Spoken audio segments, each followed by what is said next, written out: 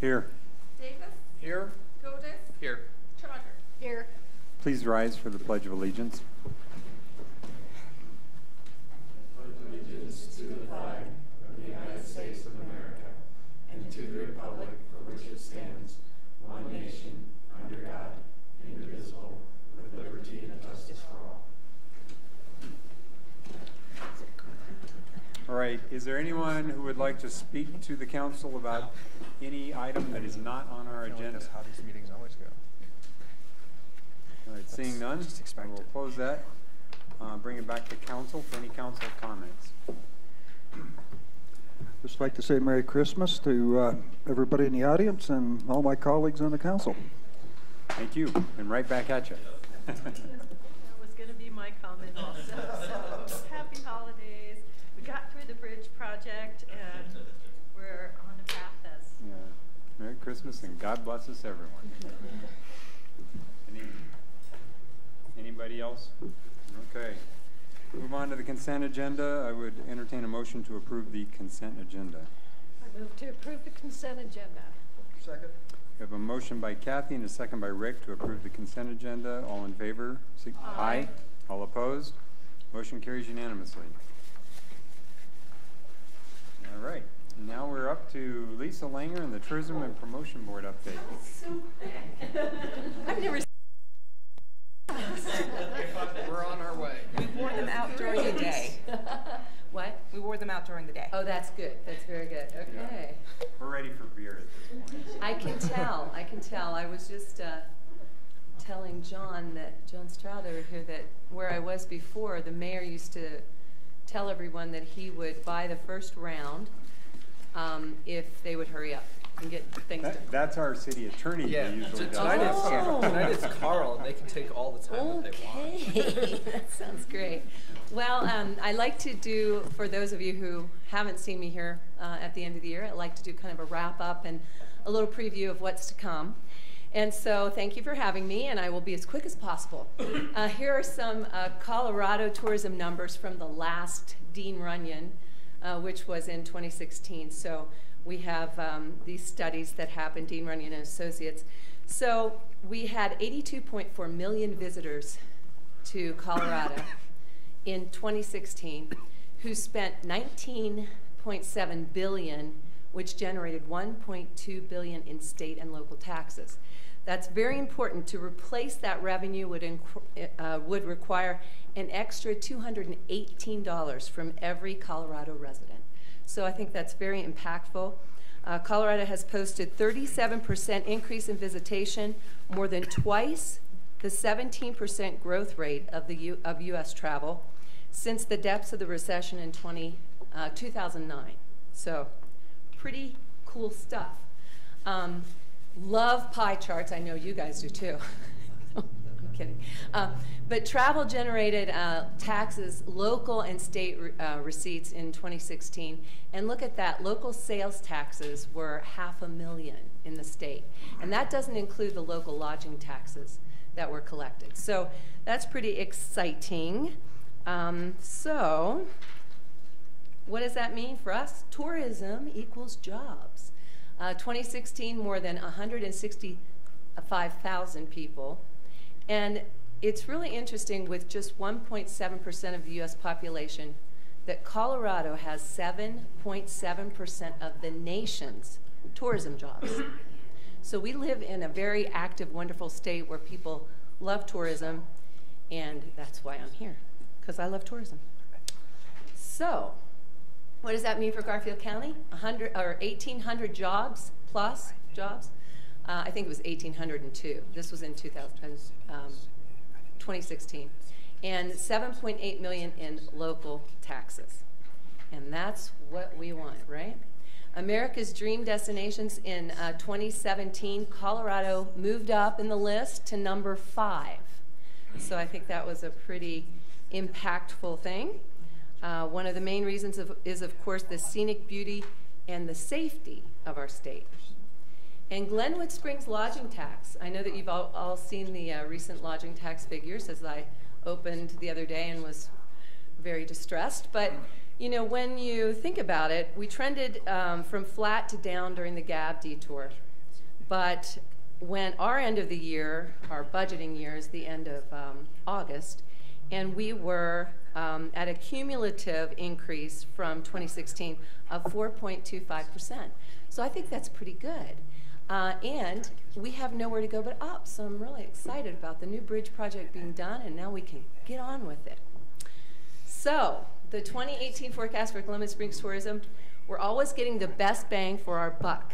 And besides scheduling and improving the paid media buys, my office coordinates creation and distribution of the vacation planner, collection of leads for mailing of the planner, group planning, including meetings, weddings, and reunions, trade shows, and sales missions.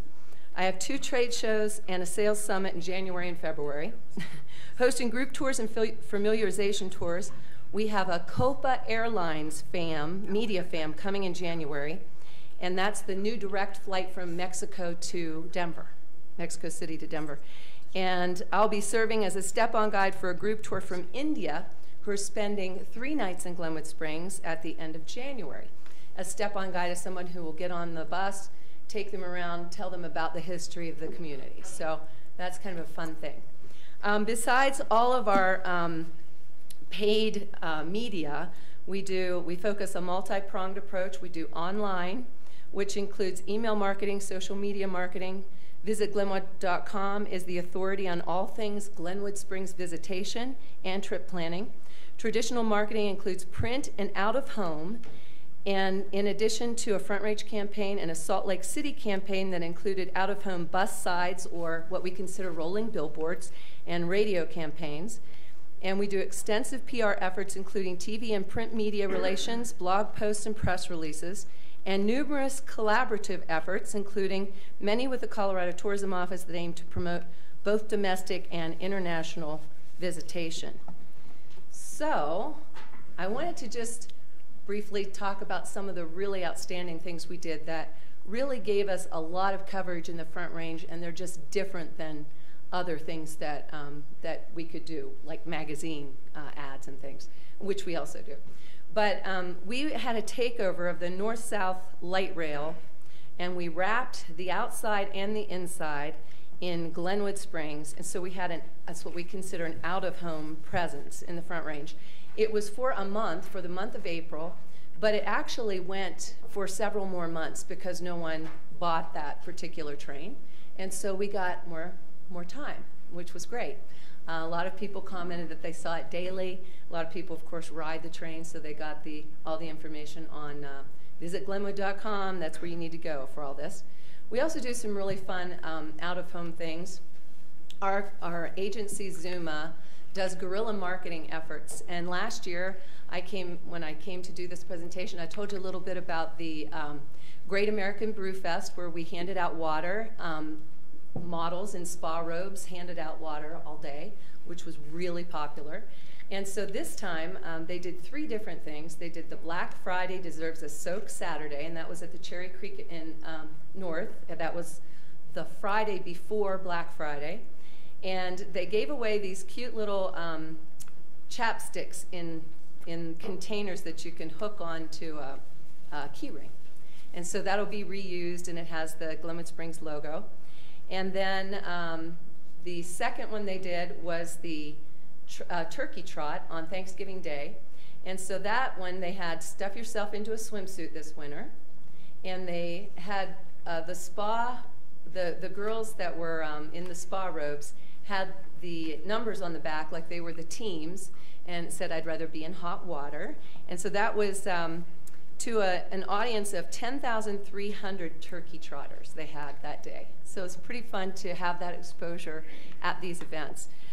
The one that they actually spent money doing a vendor booth, which they did last year for the zombie crawl on Halloween, but this time they did the holiday lights at the Denver Zoo. And that was extremely popular. And they had 7,000 people in attendance. They gave away chapsticks on that kickoff day, which was December 3rd. They heard lots of people commenting, "Oh, Glenwood Springs, love Glenwood Springs, can't wait to get back." And so it's a nice reminder, face-to-face reminder that, hey, we're just over the mountain, come on over and see us. And so that was very fun. Coming up in 2018, we have a new website coming. We're going to convert from Drupal to WordPress. It's a more user-friendly platform. It's more mobile-friendly. It's more search-friendly. And the new design will implement our CrowdRiff, social media, Instagram pictures much easier. And it'll be throughout the site instead of just on the web front page. And then WordPress is an easier format to add content and also more affordable to maintain. And one of the main things is that we want our site to be as mobile friendly as possible. We are now at 62% in terms of mobile traffic on the website. 62%. That is a huge number. So keeps going up. People, yes, everybody's looking up things on their phone. Yeah. And so I wanted to talk a little bit more about those collaborations. This has been, the Colorado Historic Hot Springs Loop has been such a dynamic partnership. And I'll remind you that Steamboat Springs, Glenwood Springs, Ouray Ridgeway, Pagosa Springs, and Chaffee County are the destinations that each put in $5,000 for this consortium. We are entering our third year. 2018 will be our third year of a matching grant from the state, from the Colorado Tourism Office of $25,000. And we use that to market this wonderful loop that we've created. 720 miles, 8 communities with 19 hot springs attractions, 4 scenic byways, 6 national forests, 4 national parks, 2 national monuments, all within the drive, 12 ski resorts, 7 airports, 8 including Denver. So very exciting. Please go to colorado.com/Hot Springs Loop if you want to see all of our videos on that. And we've won lots of awards on this. On December 7th, the Colorado Historic Hot Springs Loop won the Colorado Business Roundtable Collaboration and Industry Award. May of 2017, the CTO PR team took home 2 Gold Pick Awards from the Public Relations Society of America's Colorado chapter. And the CTO's PR team has actually been able to place media that is a value of over $6 million for the Colorado Historic Hot Springs Loop in the last 2 years.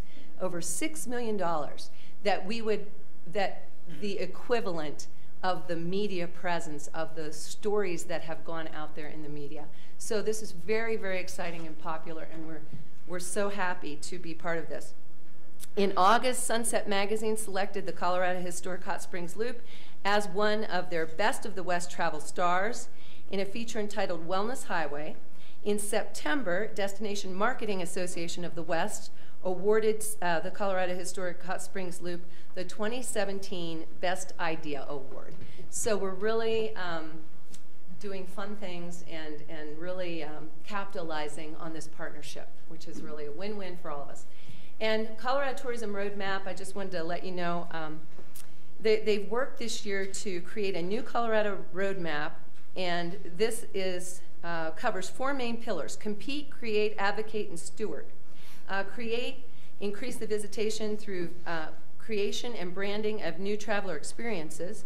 And there are multiple objectives within the pillar, but because of the Colorado Historic Hot Springs Loop, one of them is to create more itineraries. And we're very active with them on helping them create more itineraries for Colorado as a whole and all the rural areas. And I have, oh, look at that, visit Glenwood.com. The M kind of fell off there. Sorry about that. So I want to show you the coolest video ever. No, it's not the coolest video you've probably ever seen, but it's our Winter Hero video. So we use it on social media, and we also use it when it's a 3-minute video. Sorry, Steve, I'm going over time, right?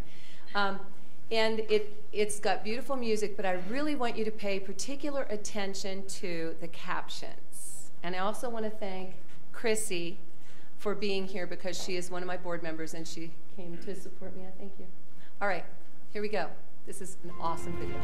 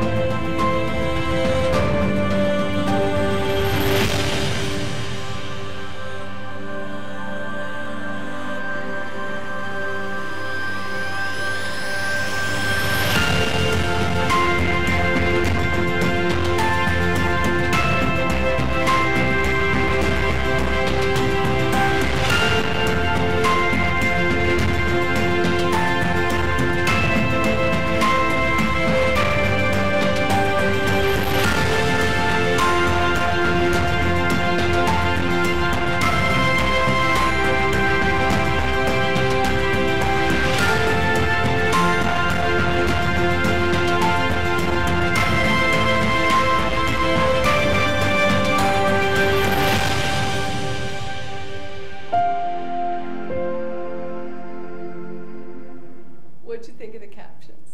Aren't they cool? I'm sorry, I absolutely love them. I just think it's so creative. I mean, they had the snow flying through them, and okay, I'm done. And thank you, and Merry Christmas to all of you. Did we get like free passes or anything? Free passes to the hot springs. I can make a call. And So, I'd like some too. So Lisa, where do we find the video? Hey, Lisa. Oh, where do we find that video? Is there a link somewhere? If you go to visitglenwood.com, Okay. it's showing right in the header of visitglenwood.com. Or I'm sorry, it's visitglenwood.com. It's on the bottom. If you go to the Facebook page, Visit Glenwood Facebook page, it's right at the top, and you can share it. Please share it. I just shared it on my Facebook page. Great. And so it's really, thank you. It's fun.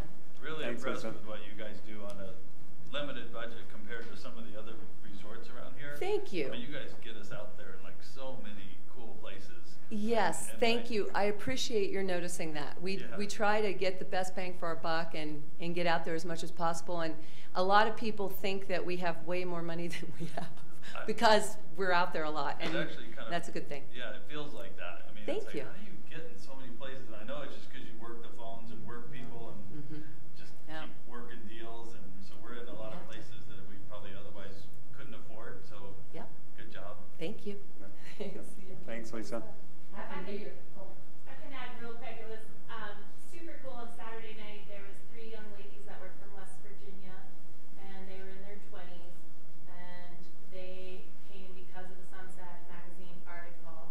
And she had literally just read the Sunset article, and they booked a 4-day trip, and single, no children, expendable income. And we sent them different places and everything, but they were having an awesome time. So it was awesome. That's great. And they didn't even know that I'm from West Virginia.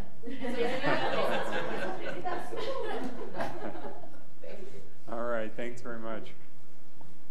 All right, next item, we have a discussion regarding the revised entrance configuration to the Glenwood Springs Elementary School. So this isn't half as entertaining as what you just saw, but I will try to make it as good as possible here. Video or homework or No, there's no good video. So getting this resolved will be amazing. So That's true. It will be a blessing. So let's enjoy that. I'm trying to get it so you can see the whole of it. But so just a little bit of background on this. In August of 2016, we, being the city and the school district, found that the Forest Service really objected to the entrance configuration that was designed originally for the GSES campus out there. The original entrance configuration was a T off of 11th Street, kind of a 90-degree intersection, which engineers, we all always appreciate. It's the most optimum configuration for safety and all of that kind of thing. So unfortunately, they really wanted to keep as much of their property there as possible. That particular entrance configuration, the T, really came close to their buildings and caused them some heartburn. So in September of 2016, JVA, who's working for the school district, developed 5 different entrance configurations for us to evaluate. And us being the school district, the city, and the Forest Service to evaluate. We went around and discussed these different entrance configurations and really preferred the 90-degree configuration still. So we decided that we would move that entrance configuration 100 feet to the north with the idea that School Street would remain one-way southbound and keep people that were trying to access the GSES site from interfering and disturbing the residents through there. It was kind of partially the inability to really widen School Street to two lanes and an effort to try and protect those residents. But as that plan developed and as it was built in the spring and summer of 2017, we found that the residents really didn't like that. They didn't like the change, as it used more of School Street, and also, I guess, affected some of the driveways that access School Street. So we have been in a process since then to try and come to some resolution with those residents. We've gone through multiple different new configurations and ideas. And what we have settled on, and what we think is a good idea as of today, is to try and change School Street to a two-way configuration. It would be relatively narrow, still a 20-foot wide road, which would allow 2 lanes of traffic. Today it's about 15 feet, and really, is a very minimal. It's signed as a two-way traffic, or well, before the school was built, it was signed. It wasn't, a one-way configuration, even though it was a 15-foot wide road. So this configuration, I guess, resolves the Forest Service access issue. From an engineering standpoint, it's still not ideal. It comes in at a diagonal angle there, but it doesn't split the flow, and I think it's the best solution that we could come to, given all the parameters. The problems around this particular configuration are just getting it built and finding funding to improve the road to a two-way configuration.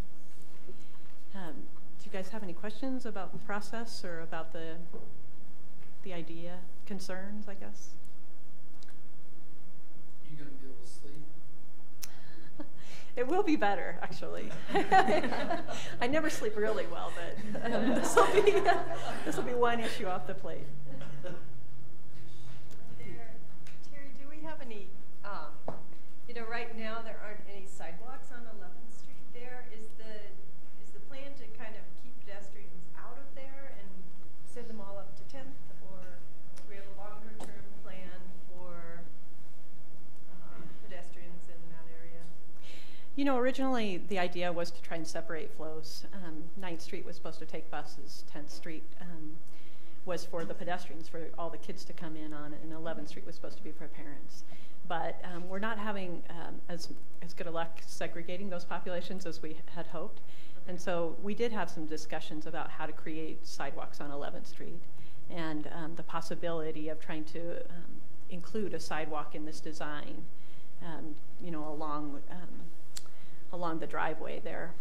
So it hasn't been finalized yet, but that we're thinking in that way, that we would add a sidewalk to 11th Street and try and continue it into the site. Okay. I think I know the answer to this, but for everyone else, the timing on this is probably going to be the summer of 2018 in terms of any of these improvements being made. Is that what we're looking at? Shannon and Rob are here from the school district. I might ask them to comment on that. In terms of timing, do you? Sure. It will. I'm sorry, Shannon, just for the record, could you come up to the microphone? Sorry about that. No problem. That's why we came. Shannon, Helen. I'll lift the microphone. You want us to come up there? Yeah. So everybody can hear? Yeah. So it goes into the recording too. Yeah. All right. And do you guys need address or anything? Catherine? No. So I think it really will come down to funding and what that looks like. So sort of the next phase of this was to see how the bus traffic functions once we get that bus loop finished, and that, as you've probably noticed driving by there, is pretty well done. We'll have that opened up shortly after winter break.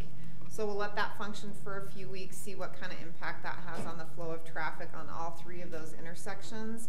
And then we thought we'd flyer the neighborhood, have another neighborhood meeting with hopefully an expanded neighborhood meeting, and talk about this kind of redesign and get people's input. Then we need to have final engineered drawings done, get some costs associated with it, and figure out how we're going to pay for it. So that really is the next step. So until we know those 2 things, I don't really feel comfortable saying.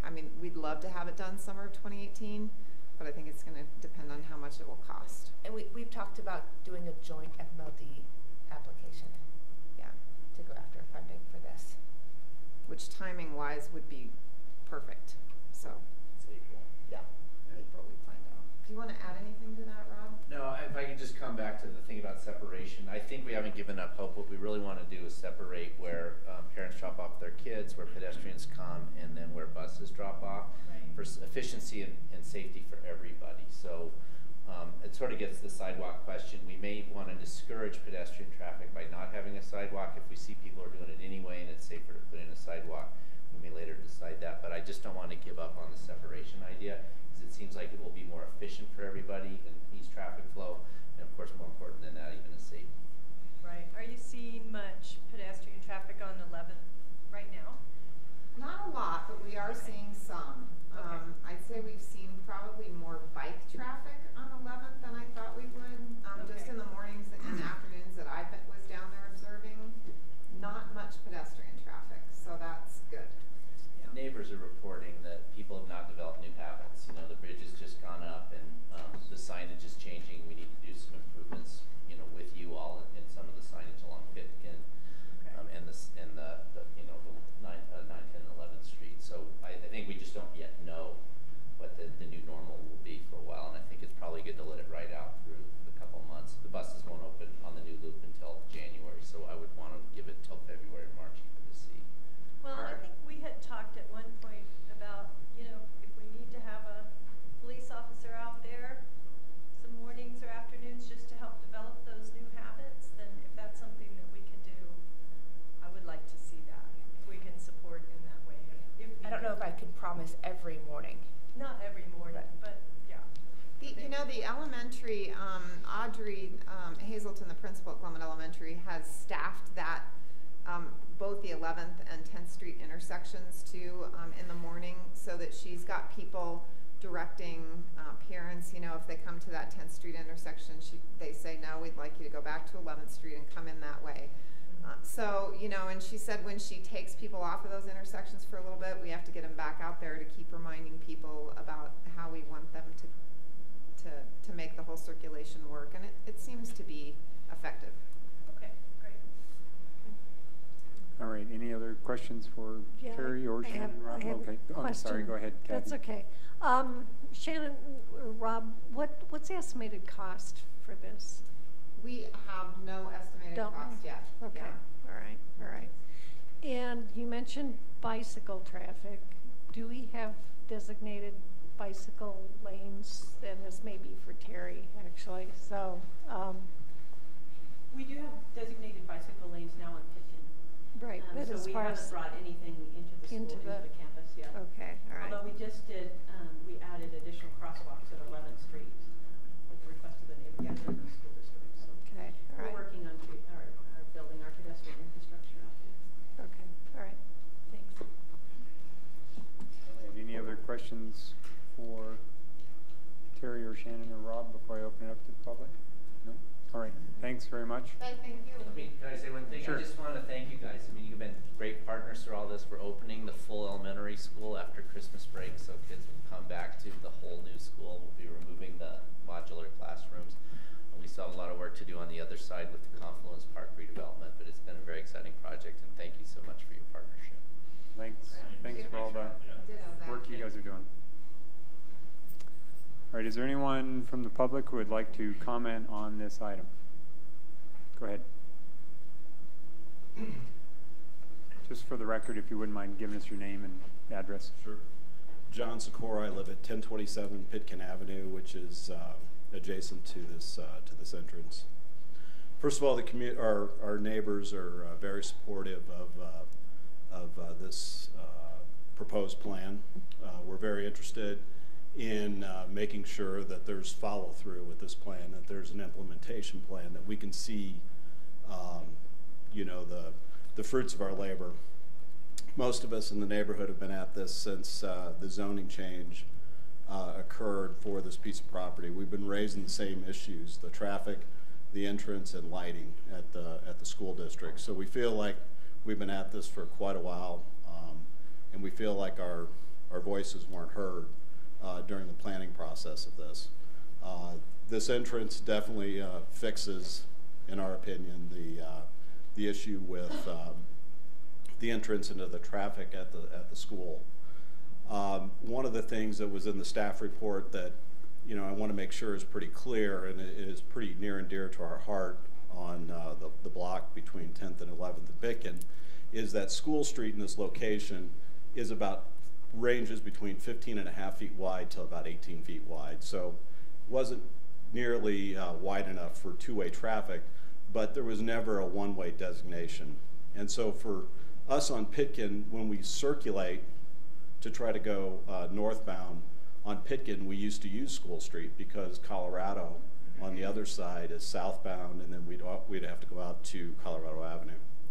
So most of us are very interested in that issue, plus also, you know, the protection, you know, for the public, and to make sure our city is both walkable and bikeable. And one of the things that we've noticed in there, and that's why we were pushing for the access for bikes and pedestrians, is that with the new school and the way they, the traffic is promoted, they, in the pedestrian traffic, there's no way for bicycles to enter the new school area. And so bicyclists, moms and dads that would bring in their kids in, you know, the little carriers, especially during the bridge construction, we're having to enter, you know, through this way because there's no way for bikes to enter into the school currently because there's no curb cuts or anything for them to get their kids to school, so they had to go this way. And so that's why we're really promoting the access to the Rio Grande Trail. There's a lot of traffic, foot traffic and bike traffic in the morning of people using the trail. So that's one of our issues, you know, with making sure there's that access there and it's safe access. That was it. All right, thanks, John. Is there anyone else who would like to speak in regard to this agenda item? All right, seeing none, I will close it to public comment, bring it back to council for discussion. Do we really need to take a motion on this at this point? I think we just really wanted your blessing. Is there anyone on council who's adamantly opposed to this plan? Is there anyone on council who's mildly opposed to this plan? All right, so. Okay. We will make progress on it. All right, thank you. Thank you. Great, thanks. Thanks, Terry. Thanks, Shannon and Rob. Yeah, thank you. Okay, moving forward, our next item is a presentation regarding the Small Business Development Center funding.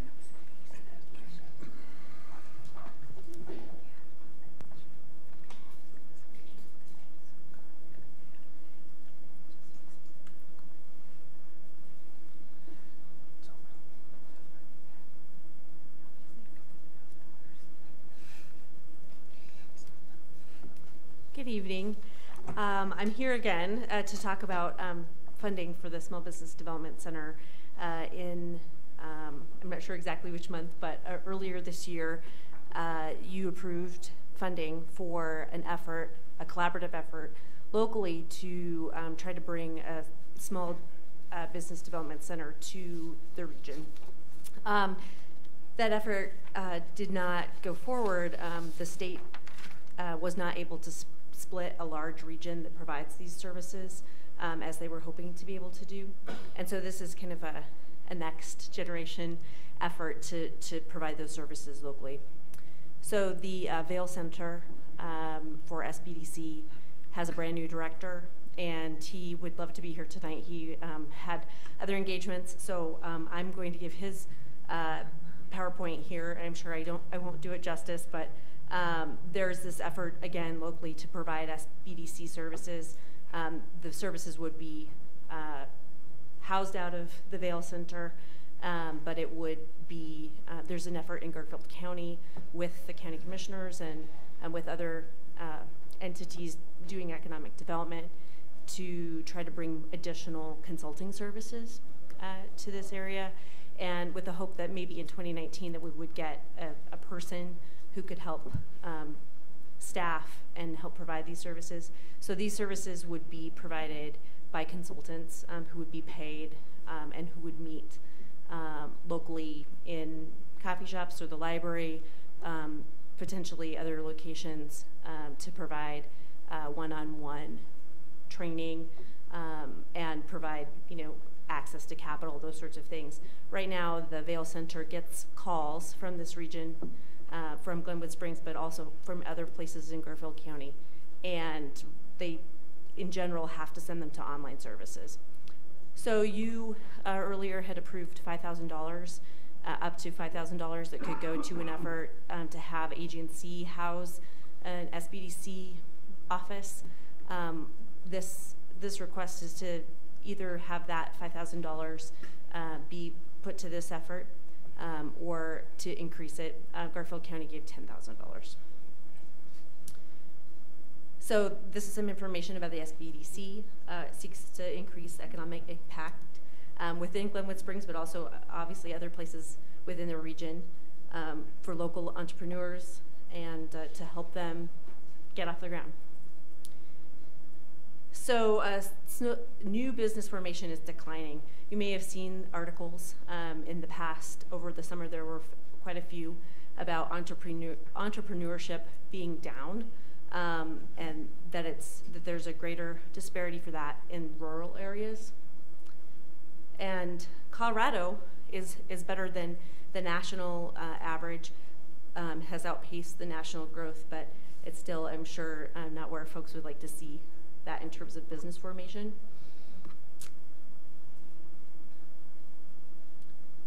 Let's skip through some of these. So the idea is that SBDC helps folks get those businesses off the ground. And so the idea is that, and it's kind of modeled off of other places in the state, creating these champion areas where communities in a larger area come together. So they're, concentrated boundaries for those resources for small businesses and folks who are trying to start a business. So helps with trying to hook those people up with access to capital or resources to learn skills that they need to get a business off the ground. So attorneys, contracting, grant writing, all those sorts of things, digital, marketing, web strategy, that sort of thing, and then other specialties. So all the funds that would be contributed, if we were to contribute, would stay within this area. So Garfield County dollars would stay in Garfield County. Glenwood Springs dollars would stay in Glenwood Springs is what my understanding is. And the idea is that it would grow the number of consultants that we have in the area that could provide that one-on-one contact. And the idea is to create jobs and to create businesses and to start up businesses and to help them access capital. So if you have any questions, I'd be happy to try to answer them. As I said before, there's the $5,000 that you had originally allocated in the 2018 budget for this effort, but this is a slightly different application, and so we wanted to come and ask you. Thanks, Jan. Go ahead, Rick. Jen, can you go back to that last slide for a minute? This is with the increased investment. We would go from 1.5 to 6 consultants, but the next line says 539 hours of contact. Do we have an idea how many hours of contract we have now? There was some information that was from earlier this year that was in your packet, and I don't have that right in front of me, but I think there are hours of contact. It sounds to me from Dustin in Vail that it really is primarily, at this point, folks who are getting access to online resources. So less the kind of one-on-one. I think it's really hard for folks to ask their questions about business contracting or how to access capital over the phone or potentially, being pointed to an online resource, a video or something like that.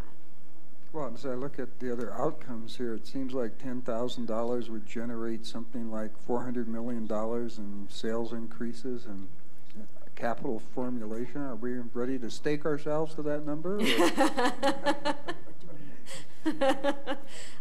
Well, I mean, I would hope that we would see those numbers, and I'm not sure that I'm their numbers, so I'm not certain that I'm willing to say exactly how many jobs or what the total outcome will be. But I do think that I've heard from folks that people locally want to start businesses, and they find it very frustrating to figure out how to talk to SBA about a loan, or to figure out what they need to do in terms of, getting off the ground, or tax liability, those sorts of things. So I think that it's nice that these folks are trying to help get more services to this part of the region. It's a big region.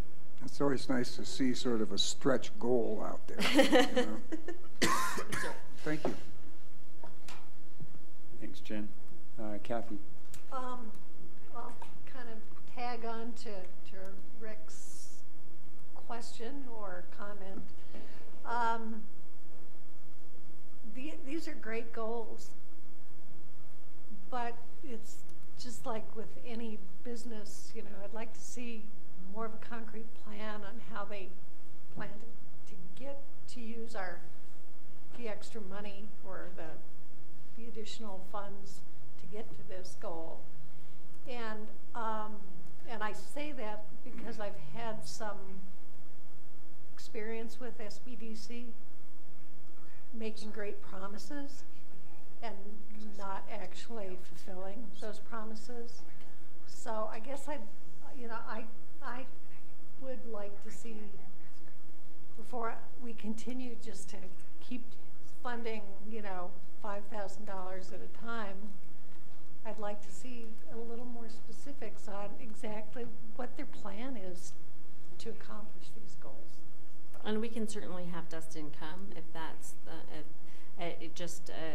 there's been this ongoing effort to try to get this done, and the timing at the end of the year is a little tough. But I do know that the consultants who they have are vetted consultants, and they get paid a certain amount, and then my understanding is the bulk of that probably goes to those consultants, and they have they also will be providing larger seminar kind of activities that would be available to a larger audience. But we can certainly ask more questions, and we can ask Dustin to come in January or February. I'm all for doing whatever we can to promote economic development, but I guess I would like to proceed just a little cautiously on this one. So Jen, if I was to try to get a hold of these people, they're officed in Vail, is that correct? They are. So it's a really large region. I think it's 11 counties. And 11 counties around here, they're large. And so if you were to call them, they are officed there, and they would have local consultants if there were to be some additional funding that would be here in Glenwood Springs, or in that larger context in Garfield County, who could provide that one-on-one service. So they wouldn't be coming necessarily from Vail. So I want help setting up my bookkeeping software. I call them in Vail. They get me in touch with somebody here in Glenwood that I could then sit down and consult with, and at no additional charge. Right. That's my understanding. Or sometimes minimal charges, depending on what it is. And we can ask questions and have them provide some more information about exactly what that looks like. Okay. So, and then, sorry. It's all right. Go ahead. Yeah. In that scenario specifically, I call up, say I need help with my books. I haven't done payroll taxes in 4 years. Who are they? The people that they might refer to me to.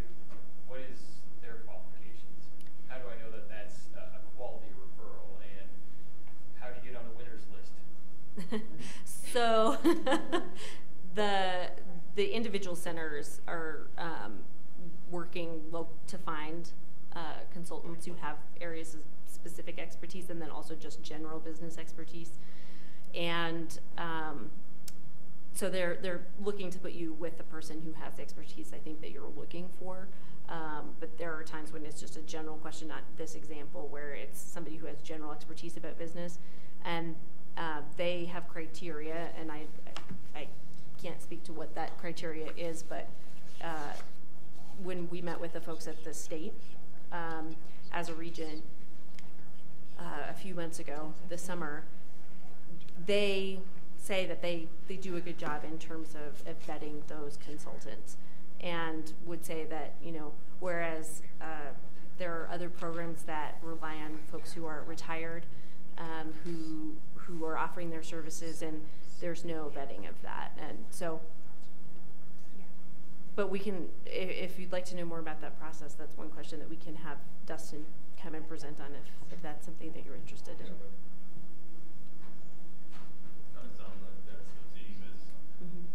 You'd like some additional information? I'd just like to know if we're going to use City of Glenwood Springs as taxpayer money, what, you know, kind of specifically, how does that benefit the business folks that want to start signing Glenwood?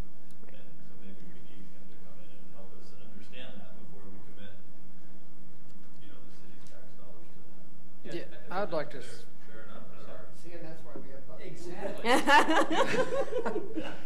I would like to, you know, specifically see No one uses a damn button. who those consultants are in Glenwood. I think we should see a list of those people. And Okay. are these CPAs or bookkeepers or just people retired from, you know, I don't know, chemical engineering? And I know that they are building up that list of folks now because there's this increased interest. And so where they had a few people who were interested before, it sounds like they have much more interest, and they've been meeting with folks to try to find the right mix. So I think I have a good sense of your questions, and I will see if I can get Dustin to come back in January, or although the meetings are quite busy in January, so potentially February, if that's okay. Well, and I think, you know, with Google and Roaring Fork Swap and some of these other forms, now there's no vetting, but a lot of that's word of mouth. And I mean, my nonprofit I used to run, we did referrals, and you know, we knew who. Sometimes there were some like really poor providers out there, but we still did referrals because we couldn't pick and choose winners. We just gave people the information. And so I'd hate for somebody to have some burgeoning business idea that's just in that seed stage, and then they just get somebody who just is not high quality, and then just throws everything off track. So yeah, I mean, I guess I'm just repeating myself, but thanks for that. Okay. Well, we will be back. I will promise to at least ask Dustin to come. Thanks, Jen. Thank you. I had one question.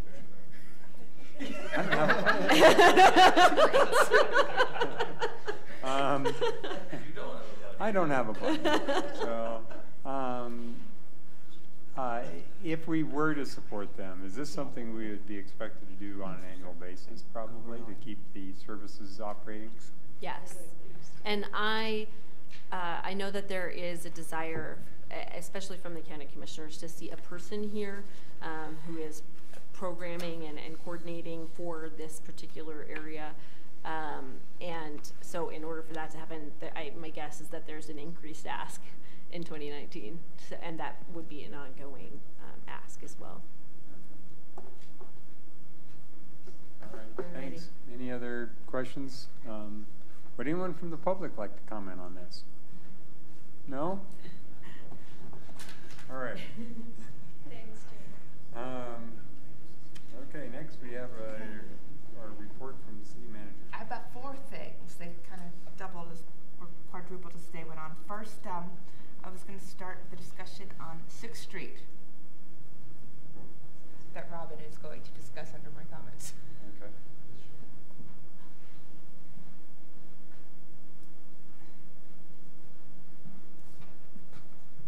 Somewhere between my office and here, I lost one photo. What we want to talk about is the Catherine can zoom in on that. In 1968, the city gained easements from two property owners on the south side of 6th Street, in front of the Sioux Villa and in front of the Springs Liquor and the bike shop there now. For parking, public parking on private property. The city has been maintaining that for a very long time. This has sort of been an ongoing issue for me for 25 years or more. The issue for me is the city is maintaining this. We painted, we improved it when we did the new 6th Street improvements.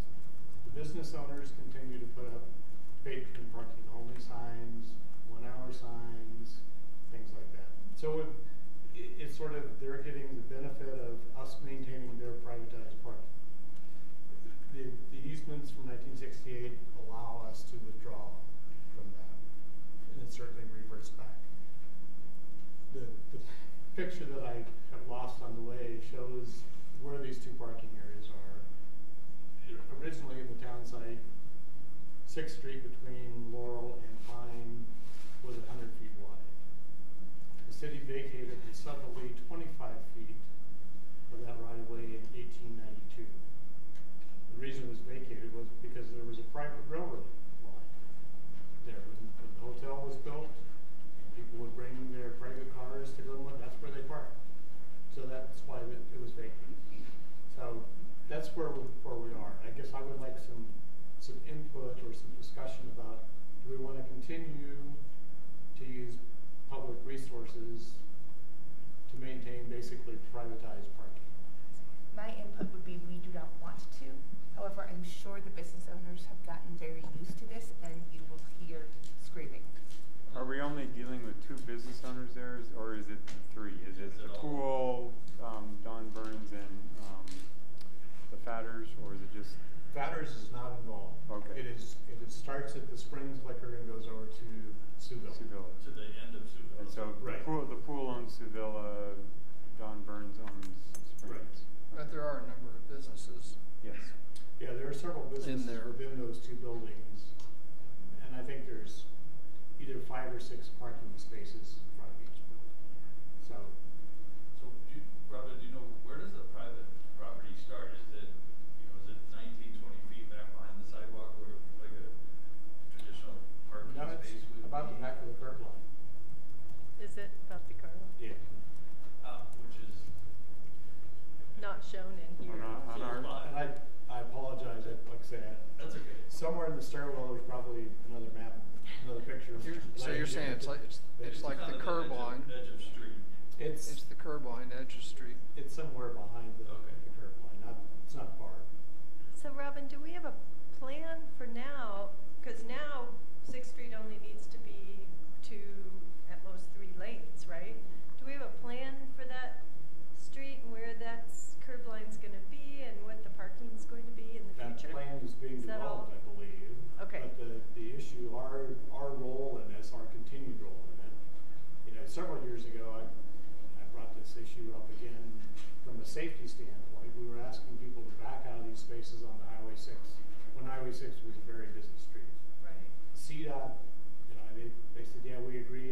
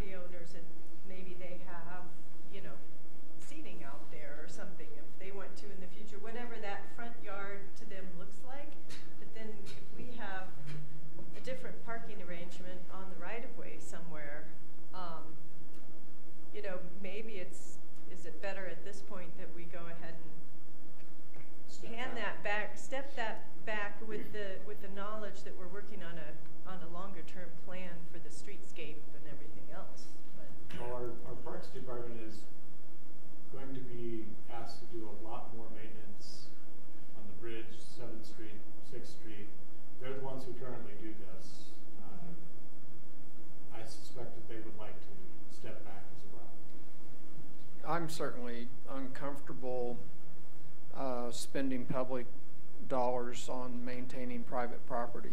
Well, remember, we do have an easement, so we would need to extinguish that easement, but it certainly was contemplated in 1968 that if we did away with the public parking, we would do away with our maintenance obligations. You know, this came up recently in a DDA meeting as we discussed lighting trees, and when we said we're really not comfortable lighting trees that are on private property with public funds, they were quick to point over to this area. There's some connection with why this is on the screen now. Yes.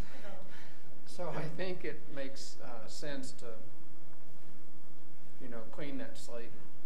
And the trees on the north side of 6th Street, when those improvements were done in those 2 blocks, those trees were, we had a lot of discussion about it, and ultimately it was decided to put those on private property. We didn't get easements for it, but we had everybody's acquiescence and agreement, the property owners at the time, to do it that way. Yeah. But they wanted them out of the public right. They wanted to maintain them. So the only impact to them is that we're not going to be plowing and... We won't be removing snow and whatever else. It's a minimal maintenance of landscaping. Yeah, there's some landscaping there that was done when those 2 blocks were improved. But then they can make their own rules. Right. This is for that business only, it's 15 minute, it's whatever they want it to be. And that's part of my problem is they're kind of doing that now. Yeah, it's got to be one way or the other. Yeah. It's either it's really public parking. Yeah, this exemplifies why we haven't moved forward with any improvements on 6th Street, in my opinion, because until this issue is resolved, is this area going to be redeveloped by the private property owners? Is it going to be part of a 6th Street redevelopment? What is going to happen with these buildings?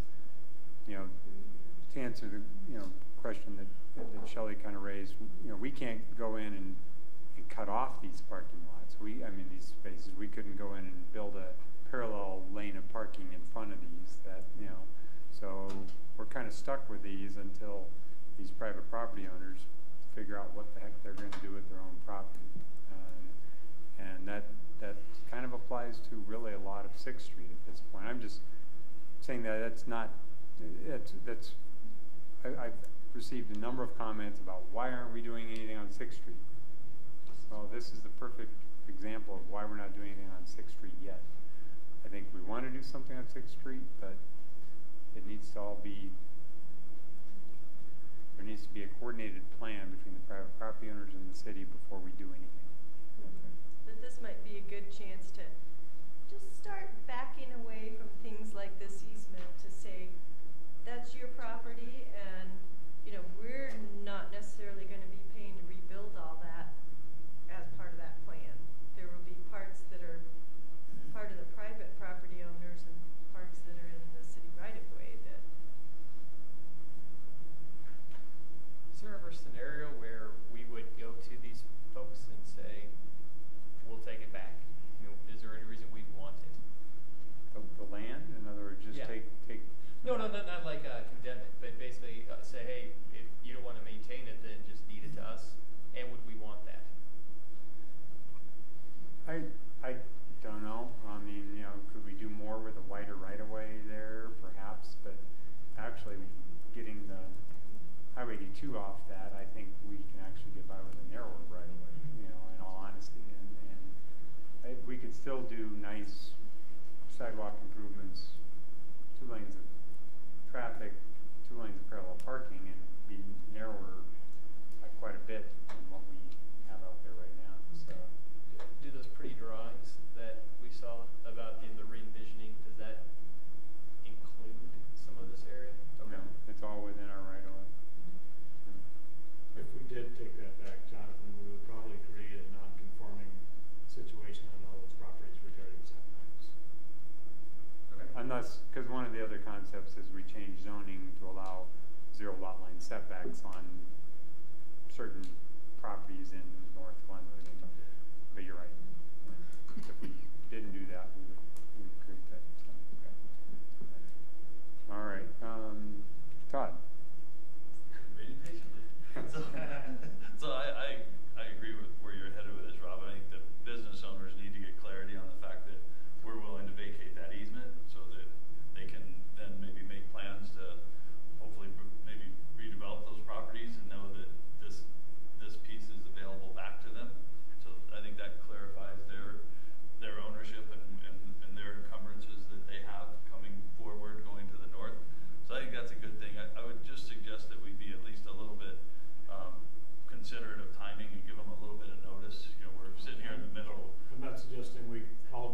say, Yeah. it's all yours. Yeah, yeah, by the way, There's a process. figure out, yeah. I don't think we've had any conversation with Carl or John regarding how we extinguish those easements. Okay, that was my only thought was So, just yeah, make sure they have plenty of time to get a plan. It needs to be a reasonable process, Yeah, reasonable notice. yeah, but then that gives them then they're gonna know they've got this land out front. If they should choose to redevelop, which would hopefully maybe spur some interest, they know they choose can to just leave it as parking for the time being. Fine too, That's fine too. but you guys are gonna maintain your property now. Yeah. Yeah, it's a win-win. I think it's a win-win. I don't see why they'd be upset with that. We'll find out. If I had a chance to get the city off of my property and out of an easement, I would want to take I've it. been watching you see the email light up. It looks like a win to me. Yeah, I Yep. agree. All right. Okay. Thanks, Robin. Thank you. I guess IMPTR. Shelley, I know you've been struggling to go to those, so I think I was bringing up, if you did not, we're going to be unable to. Should we get somebody else? Well, I've struggled, and the other thing I had time constraints in the fall that I'm not going to have going forward. But the other thing I've noticed, well, a couple of the meetings were on city council days, which doesn't work very well. But also, I think to be an effective rep on the IMTPR, you need to be involved with the transportation piece. And me not serving or being part of Transportation Commission kind of puts you out of that loop. So I would suggest that somebody who is on Transportation Commission and in that conversation would make a more effective rep for IMTPR. Just Jonathan's on the transportation committee. He's done. Jonathan, who was like, Michael Smith? Michael Smith? Michael Smith, the master. Well, either that or put me on transportation, but I think that link, it makes sense. So that's my 2 cents. That is not, I mean, everyone is struggling with time commitments. We get that. We ask a lot out of you guys. And staff does go to these. But I think it's effective to have an elected official there because a lot of the other towns do. And, they are it is the committee that effectively divides up regional transportation funding. There isn't, it's kind of tough because they don't actually divide up a whole lot of money. It's like we're pawing for nickels, It's like. Well, and they're not either far away, and I think they're long, and they're not convenient. They only have meetings, Terry, about every 2-3 months on average? Yeah, every quarter. Okay. And there are, a number of just the city engineers that go, but the county commissioner, Pitkin County goes. Tom Jankowski is taken to going as well. So is Tom always there? Always is, no. I don't know if you guys got a chance to read the paper, but that Senate Bill 267, that funding, Thad Knoll managed to get some funding for Highway 9 in Breckenridge. And he's very, he chairs the IMTPR, but obviously he's also going to Denver and making the case for Summit County in trying to get whatever clawed nickels and dimes that they can. So that was more than nickels and dimes on that one. That was real money. That was real money. Yeah, it was. Because what my understanding is the actual, what is this? I can't remember. They have a million acronyms, and what is the bucket that we get to divvy up by the TPR? It's STIP for the. Yeah, the STIP. Okay, and that's like $4 million over 5 years or something like that. Isn't well, that? it's pretty dismal. Yeah, it's like it was pretty yippee, small we're gonna. Won't even buy us the sidewalk around Right. it. I mean, I would think we want someone to get on it, stay on it, and try to become that chair. Because that. Someone who will build the bullet train. Dedicate the time. Yeah, and in that regard, I mean, I'm happy to. I was on it before. I can be back on it, but I'm obviously only here for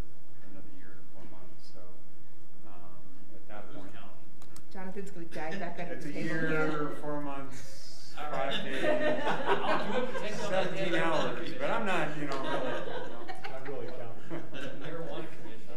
We could switch. Somebody else could be on the marijuana commission. No, I'll do it, but I don't want to do the marijuana thing. Shelley, would you do the marijuana commission? I'll do the marijuana commission. Okay. That work for Did I everybody? win? You won. No. I didn't want to appoint you only because you're on, I think you actually do have the most boards and commissions of anyone here. It's okay. I have all this free time. That's great. Yeah. Okay. Along those same lines, I think we need a liaison for the Arts and Cultural Commission. Do they believe in bronze sculptures? Mike, you're gonna get one. I don't want to be on that. I would nominate Shelley for that. I would second that. the nomination of the Arts and Culture Board. I would actually enjoy the arts and culture board, so I would accept that. I thought you would. Anyway, yeah. You're welcome. Marijuana and arts and culture. This would be a fun. Dude. Get some together. Good to go. Okay. Okay. Thank you. Just for the record, it's 1 year, 3 months, and 15 days. And how many hours? Well, that's a lot of hours. Yeah, that's true. I want to give you guys a quick update on our little jaunt to Pittsburgh and our current lobbying efforts. I didn't lose Jonathan, which was good. He did an excellent job bonding with Patrick Davis, who is a Trump appointee to the EPA, who is going to come visit us on January 25th, I believe. So Mike, you're signed up for that. Jonathan, you're also signed up for that. We're going to show him around our properties. Does it bring in more money? That it's just the process, hopefully. The more exposure you get, the more, Better your chances. and political opponents are good people to show around. Along the same lines, we're going to be inviting the Secretary of the U.S. Department of Transportation to come visit as well. She is doing a tour of rural cities. So Mike signed a letter tonight. We're going to hopefully get her to come here, in which case, when that happens, I think I need all of you. So if we manage to land that. My presentation at the area-wide did not win because essentially they said we were too good. That's true. We were really good. We never killed it. So, but it was good. I mean, they just kind of said, a lot of people were like, oh, we want to move there. No, you don't need our help. Your project is going to go. So, you know, take some consolation in that. So what did you learn? At the thing? Yeah. I had to spend all my time on that stinking presentation that I didn't win because we were too good. So next time we're really terrible. We need this. Yeah. And I think that's all I have. Oh, thank you very much. It's been a wonderful year. Happy holidays, Merry Christmas, everything.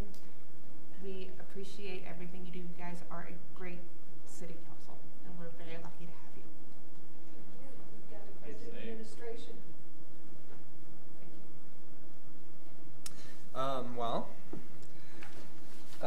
First I'll apologize that Carl is not here this evening. He got stuck in Aspen. Apparently it's that first real street freeze, and he told me at one point around 5 o'clock that he'd already been in traffic for an hour and he'd gone about 3 blocks. So he didn't really anticipate getting down here. But He does feel nice and guilty though. Yep, that's good. Yes. Well, you know, Steve, I guess you don't have to believe it, but the bottom line is Carl said, bring them all out for drinks if they want. I said, all right. So it's, yeah. No, he said he would reimburse me. He hasn't quite given me the card yet, though we'll talk about that. I guess more importantly, or I don't know, maybe it's more importantly, an issue has arisen a couple times recently regarding the city's requirement of licenses to encroach into city-owned property. This is a requirement that is fairly standard in communities throughout the state, and that is anytime a private property owner would like to utilize city property for a permanent or semi-permanent improvement, something more than a construction permit, we require a license, some form of agreement that allows the private property owner to utilize that city property, indemnify the city. We also require an insurance policy on that utilization, that encroachment, and that it be revocable. There's some give with this. We do have the right to control our own property with some areas that require voter approval. But ultimately, the concern is not disposing or tying up publicly owned property for the benefit of private property owners. As I said, this has come up twice recently. Once is up on Midland, just a little south of the 27th Street Bridge. There is a retaining fence up above some properties that are down on Hager Lane. This encroachment was required to secure the safety of those properties when the property was subdivided by Ron Dickman back some 15, 20 years ago. The owners of that property, those properties, no longer want to pay the insurance policy to maintain that rockfall mitigation fence. And we have a meeting scheduled with them, but they have suggested that it's somehow unfair that they're required to do it. The other involves... Just since I'm kind of interested in the specifics, isn't the approval of their development contingent upon that protection being in place? And so if we say, okay, fine, you don't got to maintain that fence anymore, but we're going to put I don't know what you call it, a notice that you can't occupy this residence? I mean, is that... Yeah, in fact, this is a plat note. It is part of their declaration and covenants, and it is noted in half a dozen or so recorded documents for each of the properties.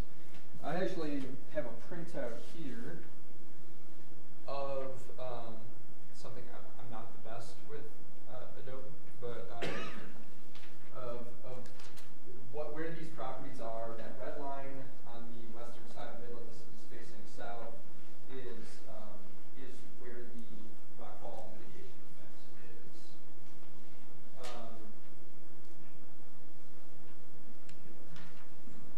This is close to the area where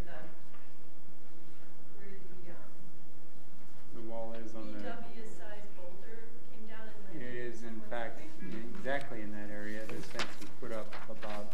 I would say the fence is They had to actually, they were applying to put this fence on city property when that boulder came down.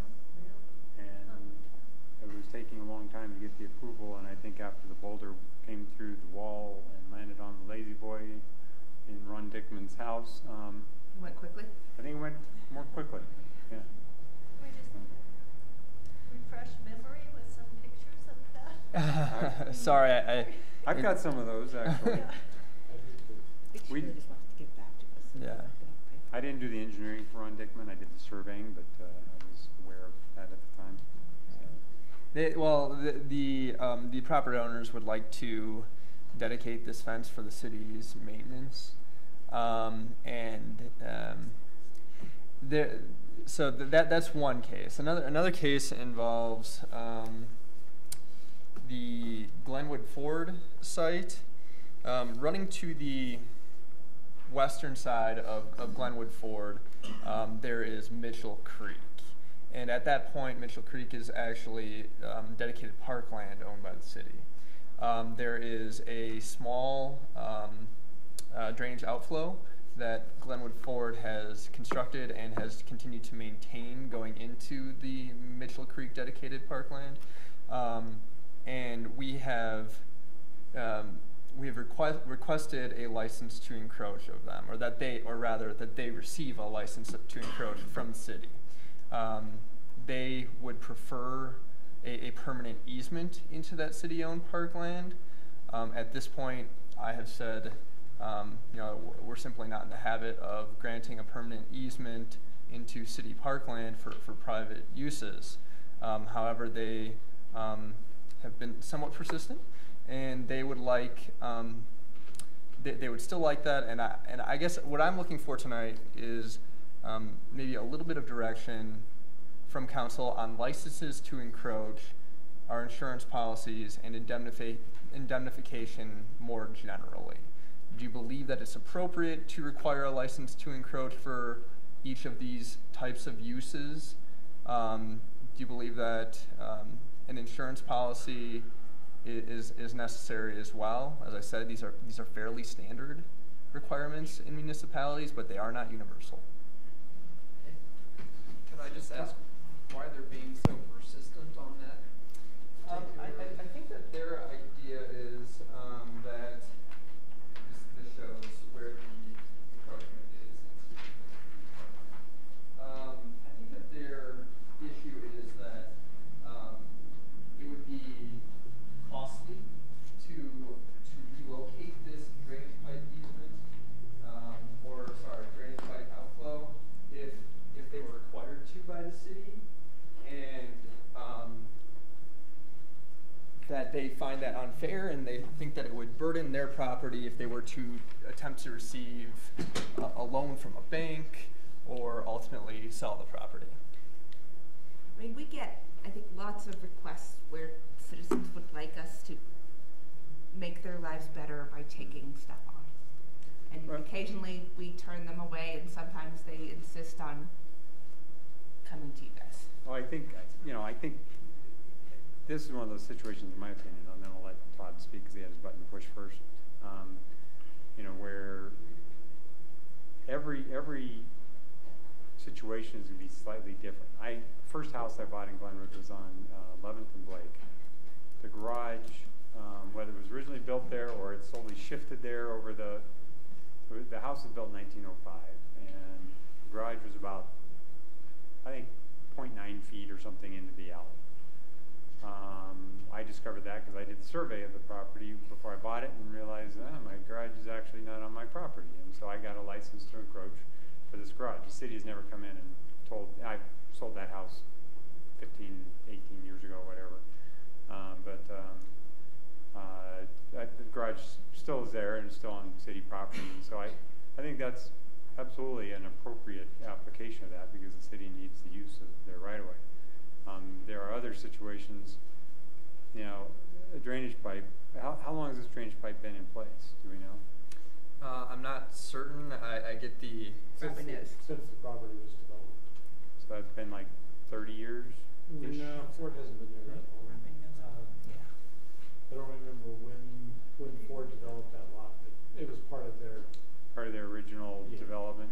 Yeah, it's their paving area drainage. I mean, it's. I'm trying to think. When did Ford come in there? Anyone know? It was after 2000. No. Toyota was more recent, but I think Ford. I want to look at it. My memory's gone. Yeah. Anyway. So I mean, here we're talking a feature that's been there for quite some time. This isn't a city right-of-way. It's largely a drainage channel. So it's not like we're gonna. I don't know. I guess I do see a little bit difference here. With the rockfall fence. That's a privately maintained facility that has a lot of liability. There's not much liability associated with the culvert, I guess. I don't know. I guess I would just take it piece by piece. Can I just ask on the drainage? Is that draining a parking lot or? The entire site used to drain into the creek. It was redeveloped, regraded, and concentrated flow discharges to that lake. Will that drainage directly into the creek untreated fall under the new stormwater regs? Yes. So will it create if we take it on, There'll be a liability. it's an issue for us? Yeah. Well, but we're not necessarily taking it on. It's still a private culvert. If we give them an easement, it's a private culvert. The drainage is their drainage, so it's not. All we're saying is, the difference here would be a license to encroach means that we can, whatever the notice time is. We can give them 30 days notice or whatever and tell them to move their culvert, which is very costly. An easement says, no, they have a right to have it there, and we can't make them, you know, if we tell them to move their culvert, we're going to have to condemn it and pay for the movement of that culvert. Is that? The easement gives them, as you know, a superior right on our property. Right. Right. And that's a permanent encumbrance on city parkland. And it's a policy decision that you guys. Yeah, it is your policy decision. Something that I have noted in prior discussions is that to me there's maybe a little bit of a difference in that this drainage pipe actually goes into dedicated parkland, and as you're aware, while this would not be a true conveyance of parkland, our charter does require a vote of the citizens to convey parkland, and this would be, as Robin said, a superior right to our parkland. How did we deal with the drainage pipes across Rivers Park that the pool put in? Those were easements. That was also a significant public benefit. That involved drainage off of 6th Street, the city's desire to place another water feature in the river, and as well as we had interrupted certain rights already held by the Hot Springs pool in the redevelopment of the bridge. So it was all kind of wrapped up into a larger agreement that included significant public benefit. I'm sorry, Todd, I took a lot of your time. Go ahead. No, so I'm just uncomfortable with, just as I don't like applicants, you know, to bring us last minute stuff like this, I don't think that we should be just on the fly discussing legal, financial. There's serious implications to both of these that you've handed us. There always are when we talk about any licenses or easements. And to do this on the fly at the end of a council meeting is, in my opinion, not the right time. We're not fully informed of the whole situation. This is the first I've seen anything on either one of these. So I just feel really, really uncomfortable discussing this type of stuff on the fly in a public meeting without enough time to study the issue. So it just makes me uncomfortable. Would you like us to bring it back? I think we just need some time with our council, actually, because I mean, any decision that comes out of this has serious consequences to these landowners, to us, and to just be up here, you know, here's the stuff, what do you think? On the fly, it's just not, it doesn't work for me. So if you guys want to keep going, you can keep going, but it makes me uncomfortable. So I'm just not going to We're comment happy until I hear more. I think that's fair. We can put it on a work session and March. 10-minute work session. So, that's a fair point. You know, it's maybe a bit to digest, and if we're going to be bringing it back, we will. I think that kind of food for thought. I think it's problematic to do a true kind of piecemeal instance by instance selection of these, which is why it's incorporated into the code. You know, there are certainly times when there are extraordinary circumstances that maybe require something a little bit different, but we have a code in place for a reason. Could I just ask one question? Yep. Yes. Oh, sorry, I didn't see it. No, when I understand the license to encroach thing, and I think that's important for the record. The insurance part, is that typically done by a specific insurance policy, or is it just an endorsement to the property insurance that probably includes or calls out the city as an additional named assured? We've been comfortable with both in the past. For example, I think it's the Chadwick House on Pitkin. The part of the retaining wall along the sidewalk there constitutes an encroachment. He just added an additional endorsement onto his homeowner's insurance policy, and we were comfortable with that. Yeah. Because there's degrees of liability. Right. rockfall mitigation structure above Midland? Maybe not. And there's nothing that they could just add an endorsement to cover that. But yeah, right. You know, just in my mind, as like, you know, we granted Balcom and Green a right to encroach recently for just an overhanging awning, and it no doubt is, you know, really no liability to the city that I can see, but they probably just were able to add by endorsement to their policy to cover that.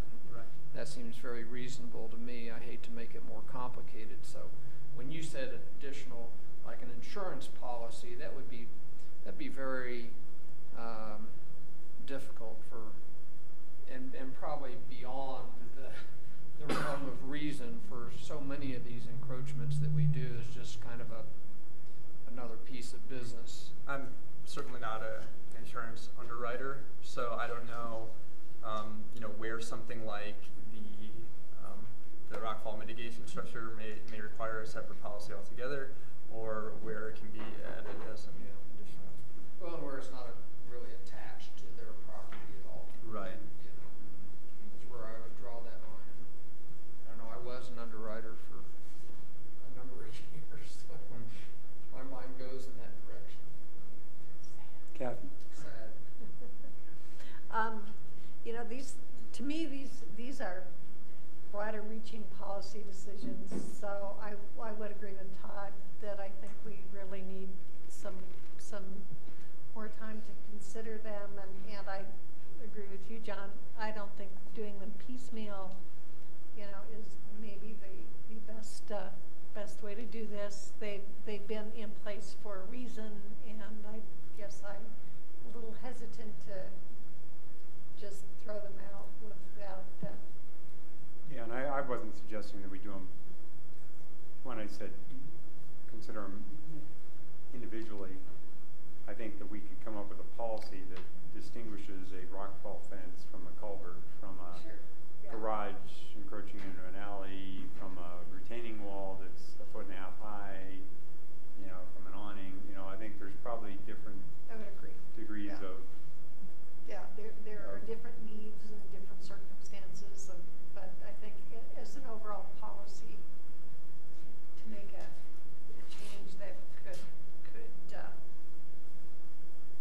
impact future development or future issues, that is a mistake to make that apply.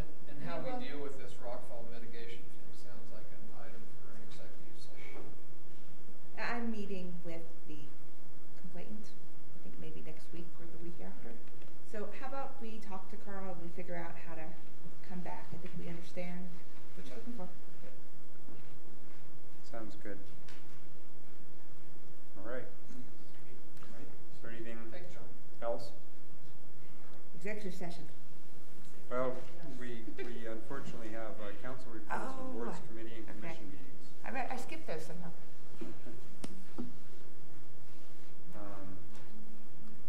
Anyone want to start? Well, I'll just start really quickly because the only one I think I've attended has been the Financial Advisory Board. And you heard a lot of what we heard at the Financial Advisory Board regarding broadband today. So that was a good discussion, and I mentioned that the FAB is quite supportive of our broadband moving forward. The other thing that we talked about, which I believe will come back to us for consideration, is at some point maybe procurement issues. So I'll just leave it at that. But that was also a good discussion and quite enlightening, and we'll be looking at that later. I'll piggyback on, I think, I wasn't at that meeting, but there was conversation that I had initiated with the Aspen Community Foundation to see if they would be interested, and I also mentioned it to the rest of the Financial Advisory Board, of kind of getting that board out of the grant-making game and possibly turning that over to a grant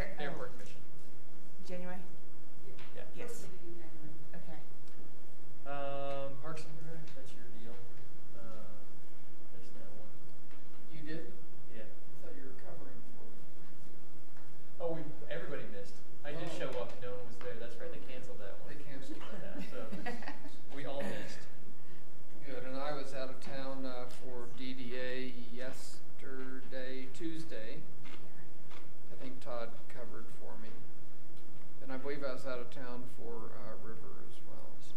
About tourism promotion. That's his. You're tourism promotion? Yeah. Okay. All right. Lisa, he volunteered for that. I got one more. I actually have a chamber update. Oh, sorry. Fire board, rural fire district is going to hopefully do a work session with us pretty early in January because we got to get rolling. Second meeting in January is the fire chief. Okay. So we got to get rolling on that. There's discrepancy. The folks that have been on this council longer than I have know probably some more history, but the property tax rate for the county is different, significantly different than the city. And there's a formula that's a little bit complex. Took me a couple meetings to figure it out.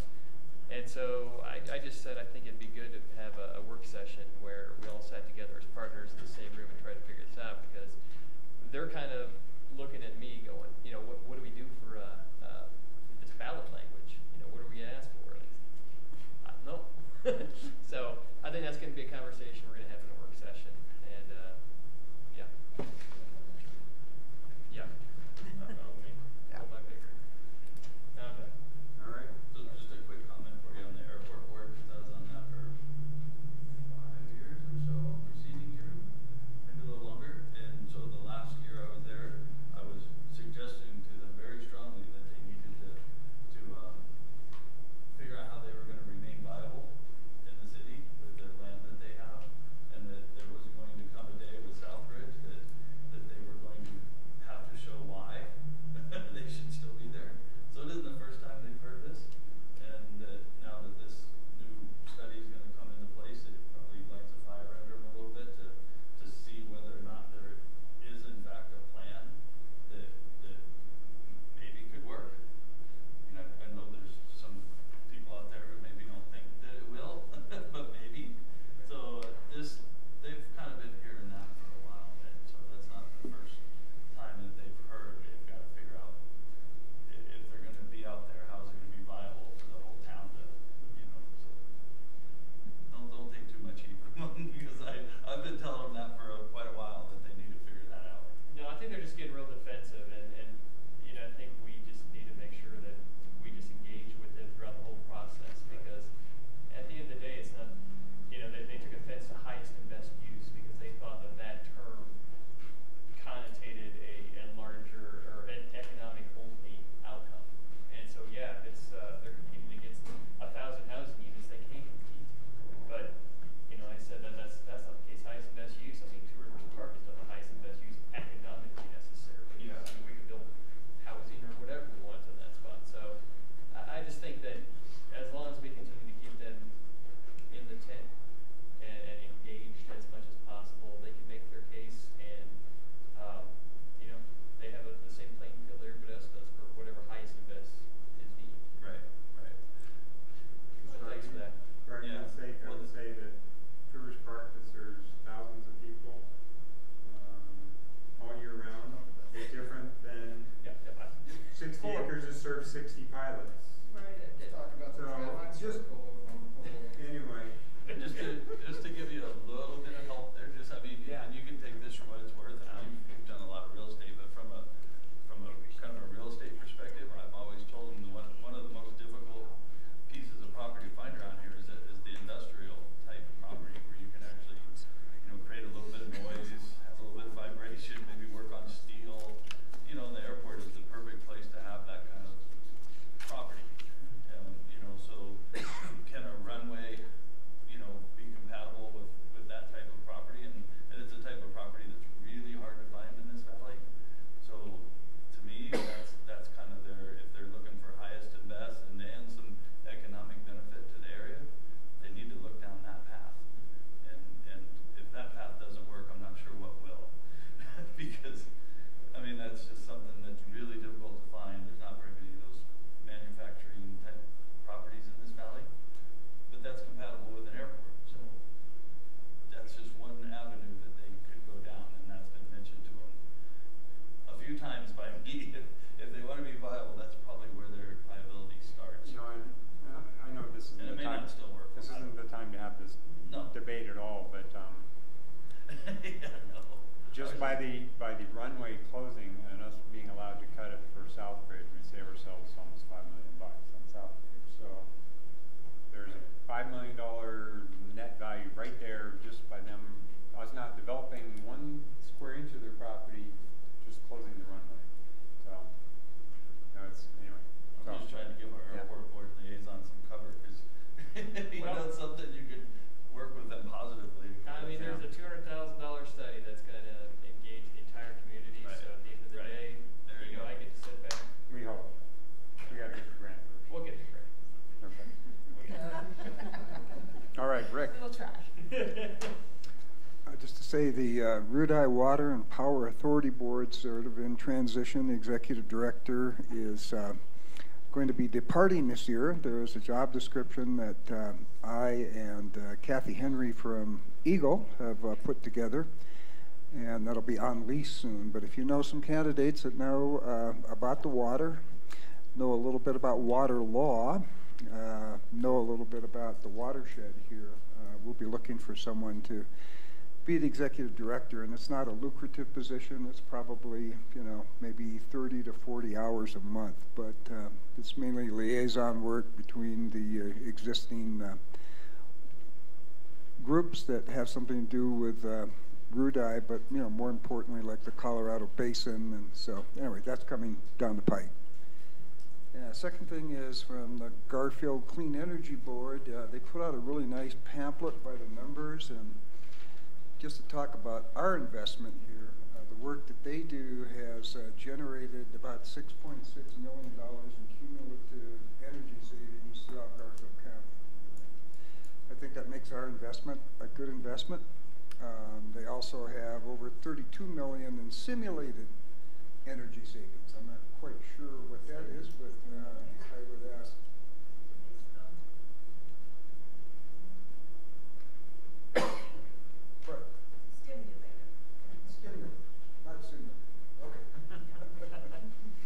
So if anybody would like to take a look at this, I think it's just, you know, kind of good evidence for our return on investment. I know we had a little talk about the small business group, and we're hoping to see them when they come before us talk about outcome numbers and some of the benefit that they can provide with the dollars we give them. Thank you. All right, thanks, Rick. I'll go ahead and jump in on the Transportation Commission. We had a fairly long discussion regarding our pavement condition report that, you know, we did receive. I don't know, is Terry still here? No? We did receive, I don't know if it's a draft or the final report of our pavement condition survey on all the roads in Glenwood. I'm sure everyone is already aware that the condition of most of our roads in Glenwood is poor. They all need, we need a lot of basically, you know, reconstruction work. That being said, there was a discussion on how do we move forward with maintenance dollars on the roads that are worth maintaining. I'm not speaking into my microphone, so.